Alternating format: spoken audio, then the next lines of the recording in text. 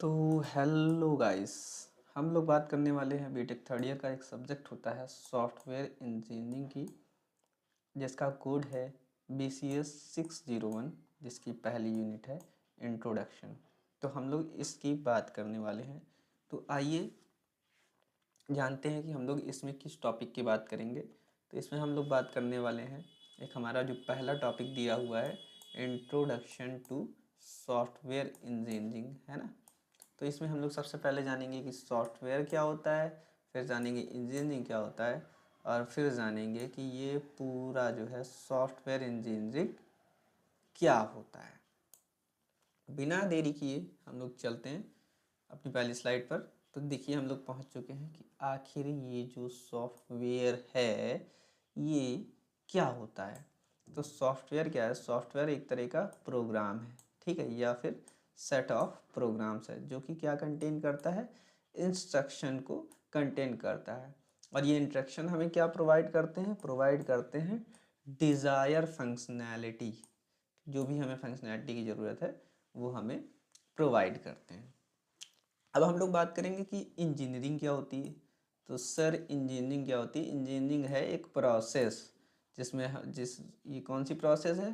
एक डिज़ाइनिंग की या फिर बिल्डिंग की समथिंग, मतलब किसी चीज़ को बनाने की प्रोसेस है।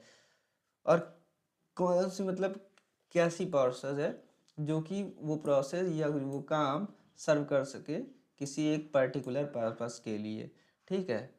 और क्या है? Finds a cost effective solution to problem, मतलब क्या कि एक जो प्रॉब्लम है उसका एक पर्टिकुलर सॉल्यूशन दे सकें, ठीक है। अब हम लोग चलेंगे जानेंगे कि सॉफ्टवेयर इंजीनियरिंग क्या होती है। तो सर सॉफ्टवेयर इंजीनियरिंग क्या होती है? हमने जान लिया सॉफ्टवेयर क्या होता है, हमने जान लिया इंजीनियरिंग क्या होती है ना। क्या जान लिया? इंजीनियरिंग क्या होती है। अब हम जानेंगे कि ये ओवरऑल सॉफ्टवेयर इंजीनियरिंग क्या होती है।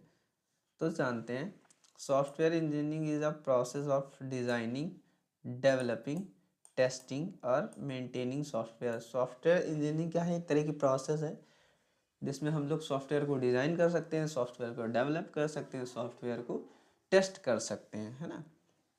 और क्या है? और एक ये सिस्टमेटिक अप्रोच है ना, किस चीज़ की? To software development. Software development की एक सिस्टमेटिक अप्रोच है, ठीक है, जिसमें हम लोग क्या करते हैं या जिसका एम क्या होता है? एक हाई क्वालिटी या रिलायबल सॉफ्टवेयर को बनाना या फिर मेंटेन करना, ठीक। और भी चीज़ें इसके बारे में हम लोग जानेंगे। तो और क्या है?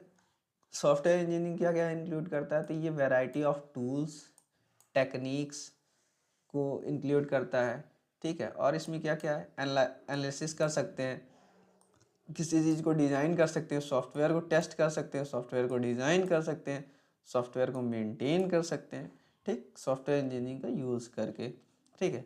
और क्या है? अगर हम लोग सॉफ्टवेयर इंजीनियरिंग का प्रिंसिपल यूज़ करते हैं तो इसको यूज़ करने पर हम लोग अप्रोप्रिएट जो भी इसके टूल्स हैं और जो भी इसके मेथड्स हैं, अगर इनका यूज़ करें तो सॉफ्टवेयर जो डेवलपर्स होते हैं वो एक हाई क्वालिटी और रिलायबल जो है सॉफ्टवेयर को बना सकते हैं, ठीक। और क्या है? और क्या है? सॉफ्टवेयर इंजीनियरिंग क्यों यूज़ होती है? तो सॉफ्टवेयर इंजीनियरिंग मेनली किस लिए यूज़ की जाती है? तो सॉफ्टवेयर इंजीनियरिंग जो है सबसे ज़्यादातर बड़े बड़े प्रोजेक्ट को बनाने के लिए यूज़ करती है जो कि सॉफ्टवेयर सिस्टम पर बेस्ड होते हैं, ठीक। और ना कि एक सिंगल एप्लीकेशन पे। लाइक आप लैपटॉप में सिंगल एप्लीकेशन चला रहे हो, सिंगल एप्लीकेशन चलाने या रन कराने के लिए भी आपको एक बड़े सॉफ्टवेयर की नीड होगी। सपोज़ करिए आपके पास लैपटॉप है और उसमें सॉफ्टवेयर नहीं है, तो आप क्या एप्लीकेशन चला पाएंगे? नहीं चला पाएंगे। तो इसीलिए हम लोग को जो है सॉफ्टवेयर सिस्टम की नीड होती है, ठीक। जिसका गोल क्या होता है? सॉफ्टवेयर इंजीनियरिंग का गोल क्या है? तो develop software application for improving quality, ठीक है।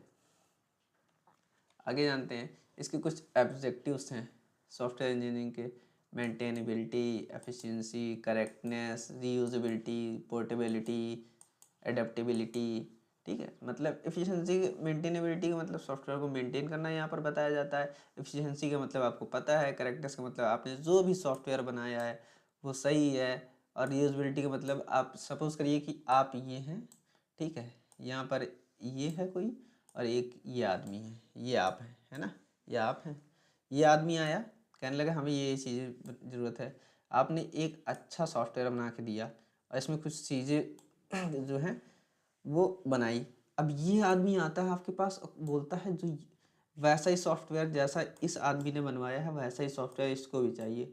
तो आप क्या करते हैं, यहाँ की जो चीज़ें बनाई हैं आपने वो इसके सॉफ्टवेयर में यहाँ पर डाल देते हैं।